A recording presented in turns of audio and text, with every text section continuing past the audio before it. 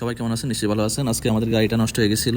আমাদের গাড়িটা অনেকদিন ধরে নষ্ট, কিন্তু ঠিক করবো বলে ঠিক হয় নাই। তাই আমি আর করিম ভাই চলে আসলাম আজকে গাড়ি ঠিক করার জন্য। এখানে অনেক ভালো গাড়ি ঠিক করে, ওরা ভালো সার্ভিস দেয়। ওটা হচ্ছে আপনার সাফা এরিয়াতে। দোকানগুলো অনেক ভালো এবং যারা কাজ করে কর্মীরা অনেকগুলো ভালো। তবে অনেকদিন ধরে গাড়ি ঠিক করবো বলে আর ঠিক করা হচ্ছিল না। যে আজকে মনে হলো যে গাড়িটা ঠিক করে নিয়ে আসি। তো হঠাৎ করে ওইখানে চলে গেলাম, গিয়া গাড়িটা মূলত চেক করার জন্য গেছিলাম। পরে দেখা যায় ওরাই ঠিক করতে পারবে। পরে ওইখানে চলে গেলাম, ঠিক করে নিলাম। এবং একটা ভিতরে ফিউজ নষ্ট হয়ে গেছিলো, তো ফিউজটা চেঞ্জ করলাম। ফিউজটা বেশি টাকা নেয় না, 150 টাকা নিয়েছে। তবে এখানে মানুষগুলো অনেক ভালো।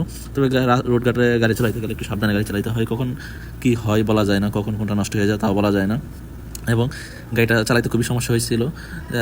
পায়ের ব্যাগগুলো কাজ করে না, তখন হাতের হ্যান্ড ব্যাগ দিয়ে কাজ করতে হয়। এই জন্য খুবই রিস্ক হয়ে যায়। আর সৌদি আরব তো জানেন আপনারা, খুবই হাই স্পিডের রোডগুলো, যেমন রিং রোড আছে, আব্দুল আজিজ রোড আছে, বিভিন্ন মদিনা রোড আছে, সব রোডগুলোই মূলত স্পিড। এবং রাত্রে 12টার পরে রোডগুলো আরও বেশি স্পিড হয়ে যায়, যা অবস্থা খুব খারাপ হয়ে যায়। রোডে ঘাটে গাড়ি চালাইতে তখন রিস্ক হয়ে যায়। তখন মিনিমাম গাড়ি টান 100-র উপরে রাখে বা 90 রাখে, যে রোডে সর্বোচ্চ যে টান থাকে ওইভাবে গাড়ি টাইনে যায়। তবে গাড়িগুলো খুব এখানে চালাইতে খুব রিস্ক হয়ে যায়।